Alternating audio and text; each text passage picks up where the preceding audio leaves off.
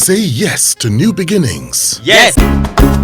Say yes to new beginnings. Yes. Say yes to... How did you get involved? How did you get entangled with fighting the cause of consumers? Okay, it's a story I've told a lot. I want you to summarize it. Sometime around 2002, okay. I got this day on Sunday, just started publishing Glitterati. Remember they used to put Glitterati inside this day. And my friend and brother, Kunle Hamilton, was editor of Glitterati. So he asked me and I agreed to write a column, an opinion column, just, because I was very vocal about social issues and everything. So he gave me this column. It was titled Handwriting on the Wall. So every Sunday, I wrote about things that I observed in politics, in society, and all that and all that. And one of those days, my article was due. And it was around that time when the Obasanjo administration was privatizing. They were getting out of utilities. That's when they sold Nitel and they licensed 3 telecoms brands to start providing, they will come private sector. They were getting public sector out of private sector business. But they were doing it without checks and balances. There were no checks to protect the consumer. Okay? So the guys who were coming to business were just coming to business to make profit. And they were making profit at the expense of the consumer. Whether they were providing the services didn't matter. So there was a whole lot of confusion and conflict and noise around there. So I wanted to buy a telephone for my office from this new, we've been using Nitel. It was not reliable as usual. So when these new people came, I thought, oh, fantastic, let's go and get one. And there were 3 of them. And that day, I called their customer service numbers, the 3, to inquire about their service, inquire about their rates and whatever, so that we could make a decision on which one we wanted to. And the 3, we got done. The person who picked up the phone was so rude.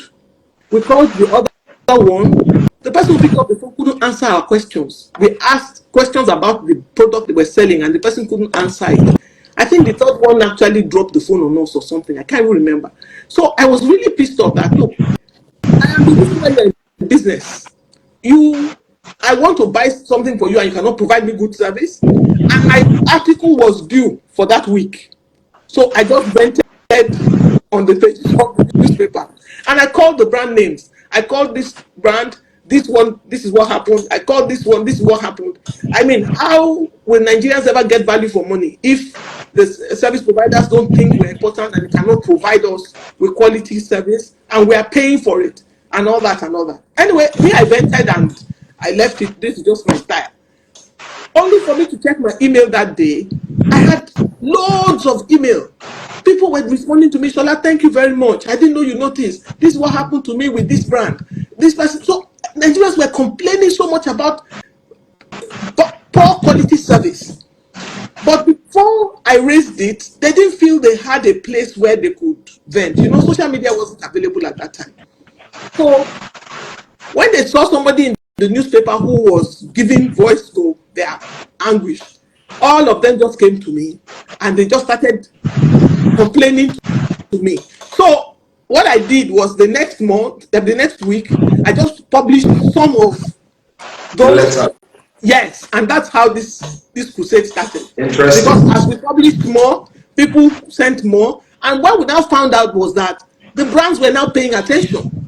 So when I publish those complaints, the brands will get in touch with them and try to resolve it and quote, and that's how we began this crusade, because it was now achieving something. So that's how it started actually. Now, with the benefit of hindsight, why do you think most consumers are reluctant, to assert or pursue their rights? The first reason I would find is because Nigerians over the years have grown to mistrust government. So from their experience being a military rule And then even when we change to civilian rule, structure, the government never following up on the things that they said they would do, and so and so. So they have not had a sense that they had a government that cared about them. So even when they raise their voices and say, this person is exploiting me, or this is not going well, they don't see the response that they expect from the people who govern them to step there and defend them. So because they don't trust government, it's difficult, because to enforce consumer rights, government has to be on your side. You understand? Because it is government that has the responsibility to protect the citizens from exploitation. It is enshrined in the Constitution. But that aspect of government responsibility has not been taken seriously for a long time. Do you understand? So Nigerians are disillusioned. So I can't even blame them. The only reason why somebody like me was able to start to achieve some grounds was because I was very vocal. Too, I had a platform. I had a media platform, and people don't like to be embarrassed. I mean, I remember when I was writing then, I used to call out the government a lot.